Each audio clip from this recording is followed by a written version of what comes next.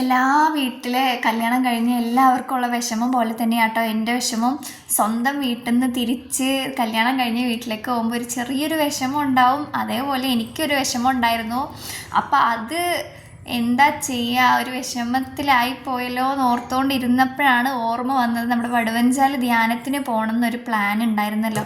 ശരി, പിന്നെ ഒന്നും നോക്കിയില്ല, കൂടെ അവരെയും കൂടി കൂട്ടിയിട്ട് ഞങ്ങൾ വീട്ടിലെത്താൻ തന്നെ ഒരുപാട് വൈകുന്നേരം സമയമൊക്കെ ആയി. വീട്ടിൽ വന്നപ്പോൾ ഒരുപാട് സന്തോഷമായി. അവരും ഫാമിലിയോടെ എല്ലാവരും കൂടെ ഉള്ളപ്പോൾ തന്നെ നമുക്ക് ഭയങ്കര ഒരു സന്തോഷമാണ്. അപ്പോൾ ഒന്നും നോക്കിയില്ല, ഒരു ആർഭാടൊരു വിരുന്ന് തന്നെ നമ്മൾ ഉണ്ടാക്കാമെന്ന് വിചാരിച്ച് അപ്പോഴാണ് നമ്മൾ ബീഫ് ബിരിയാണിയും ബീഫ് നല്ല വരട്ടിയതും തൈർ സാലഡൊക്കെ ഉണ്ടാക്കാമെന്ന് തീരുമാനിച്ചത്. ശരി, എന്നാൽ എന്തായാലും ഉണ്ടാക്കിയല്ലോ, ഒരു വീഡിയോയും കൂടി എടുക്കാമെന്ന് കരുതിട്ടോ.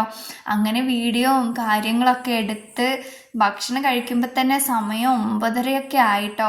നല്ല മഴയത്ത് ഭക്ഷണമൊക്കെ കഴിച്ച് എല്ലാവരും നല്ലപോലെ കഥയൊക്കെ പറഞ്ഞ് അങ്ങനെ ഇരുന്ന് ഓരോരോ കഥകൾ അങ്ങനെ ഓരോ മൂലയിലിരുന്ന് അങ്ങനെ പറഞ്ഞുകൊണ്ടിരിക്കുന്നത്, അത് അനുഭവിക്കുമ്പോഴേ അതിൻ്റെ ഒരു സുഖം അറിയും കേട്ടോ. നല്ല മൂഡ് വൈബായിരുന്നു. എന്നിട്ട് പിന്നെ നമ്മൾ കടന്നുറങ്ങിയ ശേഷം അടുത്ത ദിവസം നമ്മൾ ധ്യാനത്തിനൊക്കെ പോയിട്ടോ.